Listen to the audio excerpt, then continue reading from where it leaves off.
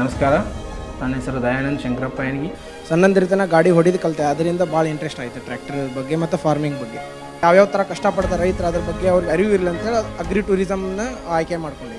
Agri tourism ಒಳಗೆ farming experience ಮಾಡೋಕೆ ಬಂದು ವಿಸಿಟರ್ಸ್ಗೆ ಫಾರ್ಮ್ ಎಕ್ಸ್ಪೀರಿಯನ್ಸ್ ಮಾಡ್ತಿರ್ತಾರೆ. ಅವರಿಗೆ ಅಲ್ಟರ್ನೇಟಿವ್ ಪವರ್ ಬೇಕು ಒಳಗೆ, ಎ ಸಿ ಆಗಿರ್ಬೋದು, ಇನ್ನಿತರ ಫ್ಯೂಚರ್ಸ್ಗೆ. ಅದಕ್ಕೆ ಪಿ ಟಿ ಒ ಸಹಾಯ ಮಾಡ್ತಾರೆ.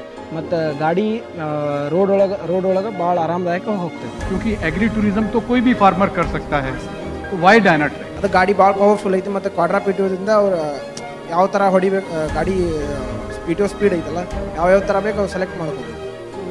How much profitable is it to have a dyno track? You have any other idea that this is a sustainable model?